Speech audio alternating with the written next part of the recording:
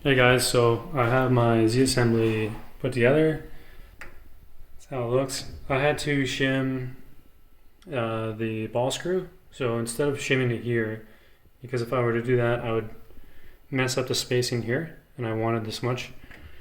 I have the shims, so I can rotate this. So the shims are right there. And I surfaced the tram plate. I have the tram plate milled on both sides, so it is now nice and flat. And that's like, it's really important on this side just for the dual bearings, just to make sure they all line up good. Yeah, obviously getting the spindle clamp is going to be a lot easier if it's, flush. And I might, I'm going to have some kind of clamp up here. Like, I could put another spindle clamp higher up. That's like, I have the space, so I'm not sure what I'm gonna do, but I got options there. What I'll have to do over here is to tension the belt to put preload on it. Right now I don't have anything pushing the belt, like the separation, but what I plan to do is put two holes, one there and one there, put thread on them, and then with a bit of Loctite I can screw them both in, so I can get preload on both sides evenly and push that plate out. But yeah, I'm happy how this mount works. As you saw in the previous videos, this piece here is the inside of its machine to match up with the servo, and that gives a good solid fit on the servo, and then that whole plate slides back and forth. This is this belt here. The fit up, I would like it if I could get this thing lower. Like it's like it sticks out about a millimeter. I'm not sure how much of a problem that's going to be. This side is totally fine. I'm not sure of the ratio. It's not 2 to 1, but it's reduced down now. So things I got to do left are hunt down some stainless steel bolts on everything. So some of them I have black oxide ones, and yeah, I just gotta get all the bolts for this thing. And the next thing I'll have to do is build the Y carriage L brackets, and that'll involve a bit of everything. So I think what I'll do is mill down the surfaces so the bearing blocks are all sort of aligned well. And so yeah, I'll have to disassemble this one so I can get this one back together in order for me to finish making those parts in the back. One thing I didn't do was mill this side.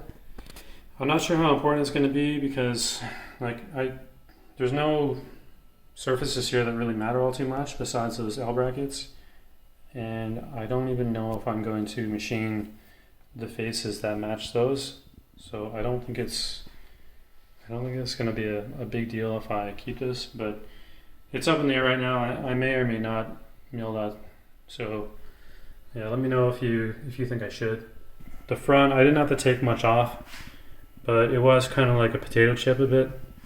So what I'll do now is show a bit of an edit of how I got to here versus the last video. And I'll have chapters and stuff in the timeline, so if some stuff is boring, skip ahead, see what's interesting. And yeah, I think I'll cut it here, and yeah, let me know what you think of this. So I've taken the bearing blocks off the rails just so I can set up drilling them and everything, and put the spacers back on just so I don't lose bearings.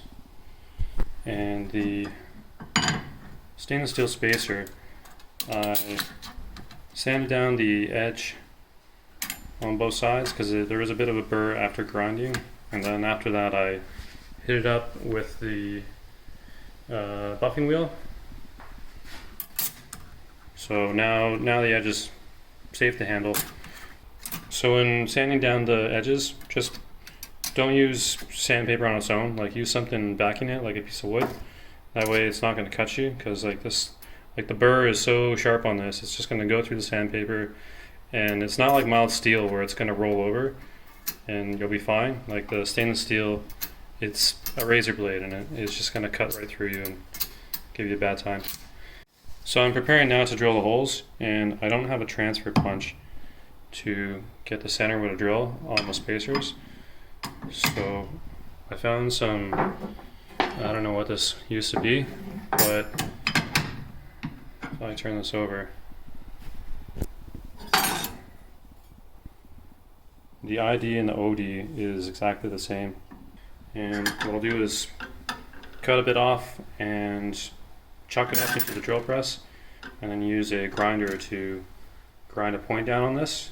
And then, like, that point's not going to last very long, but I can regrind it, and that'll allow me to transfer those holes onto that spacer.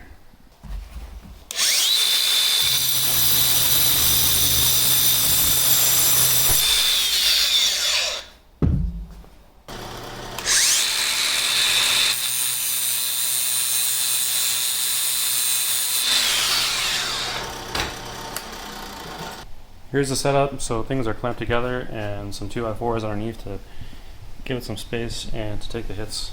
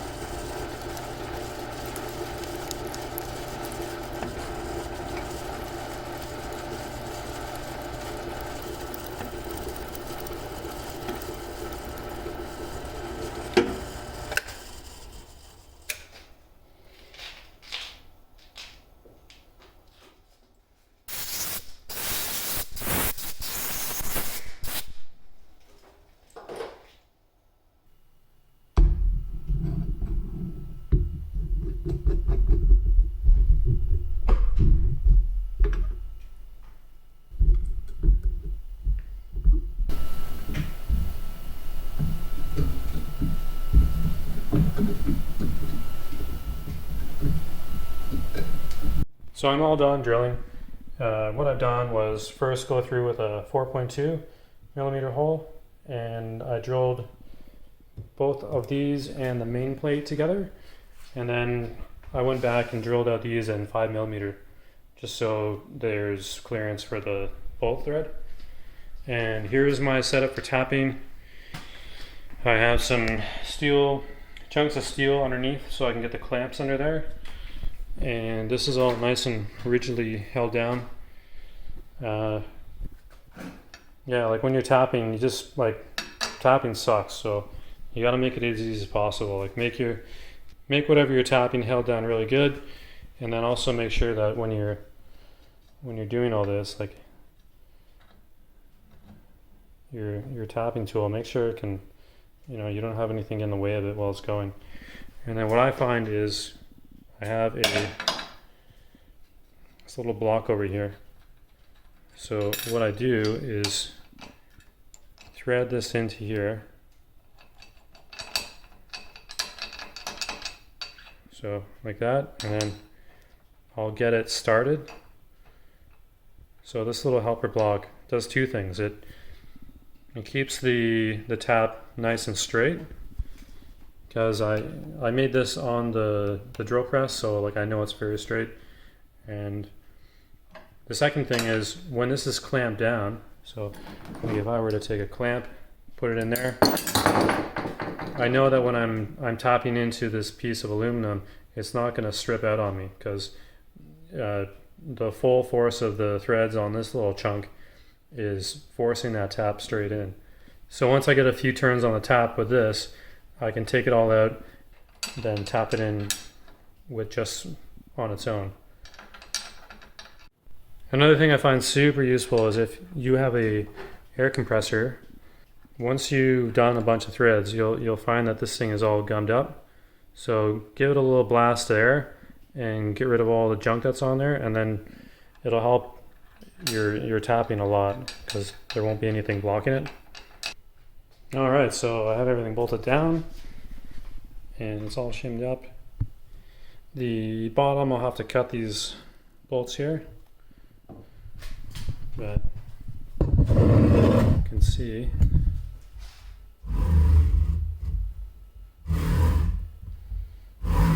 finally got this thing moving. So there's the top. That's the extent it goes to. What I'll need to do is shim the ball screw now, and I'll probably do the nut housing because it won't be visible. I'm going to face off both sides of this tram plate. This is the side where the spindle goes, and then the other side is where the 4 bearings go. So that's over here. And yeah, like this is important just to get all these bearing carriages on the same level. That way the bearings don't stick as much. And on the tram plate, on this side where the spindle goes, it'll mean that I'll have to do less shimming on the bottom here, on the top, trying to get it in. As you can see, the way I'm holding it down is with painter's tape, and I have a thin coat of epoxy between them, and then I've compressed it all with some drywall screws that are going to put in. And that'll squeeze everything nice and flat, so there's no like high spots where like the glue is kind of keeping it up, so everything's squished down nice.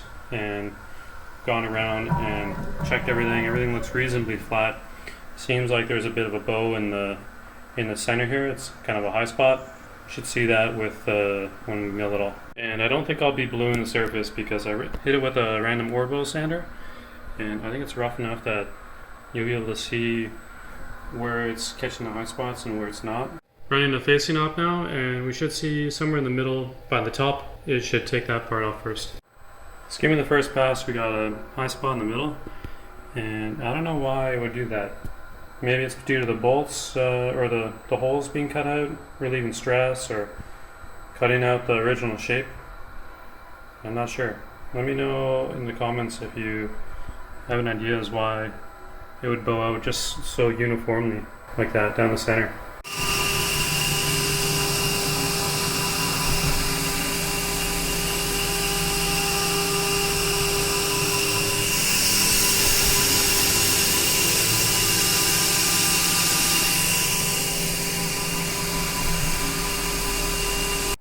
So after the second pass, here's what we get.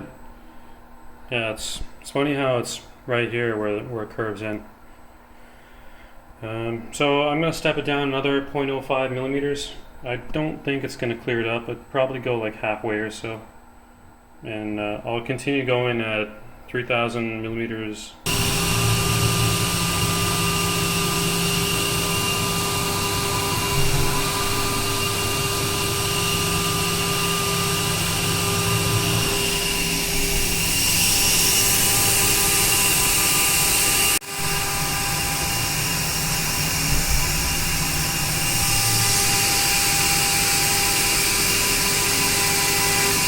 So it almost completed, and I think at the rate I'm going 0.05 is not going to do it, so I'm going to bring it up to 0.07, and especially like this is the biggest gap here, the other one is around here, so like if the slope is consistent, then yeah, 0.07 should clean it up.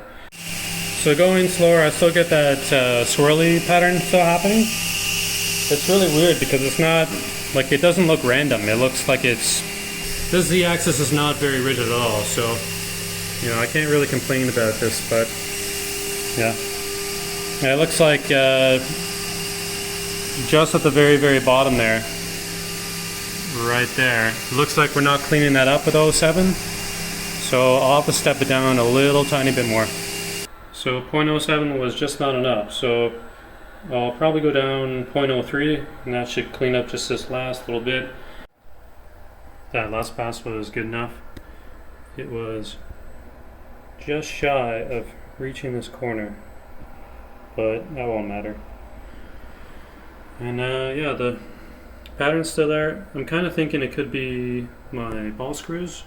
Maybe like the nut in one of these is like off center, because it's not random. It seems like it's, yeah. I'll have to measure it and kind of figure that out. Yeah, this is all flat, and I'm basically just going to do the same thing on the other side, and then this whole surface will be good. That's the first layer on the other side now. So it's potatoing on the outside now, opposite of the other side. Just doing the last finish pass on the bearing side. And on this side, the lowest spot was right about there. Highest spot was there, and then along this edge, and then a bit down here. Because it was resting on those sides. This tram plate in which the spindle sits on is now machined top and bottom. So on the video here, if you got any questions or comments, let me know down in the bottom. And yeah, I'm really happy finally got to this point, because a lot of these things just were kind of sitting in limbo. Like I had the pulleys and belts on my desk for the longest time, and all these plates were just all disassembled and on their own, and it's finally nice to see everything kind of coming together. This motor mount in the back is super rigid. It doesn't flex at all, and it's basically the only way I would have been able to do it, because otherwise I would have hit my enclosure on the inside, having this giant motor kind of sticking out. Like, this thing would be way too big. So I'll end it here, and let me know if you have any questions or comments, and throw them down in the bottom. Alright, I'll see you in the next one.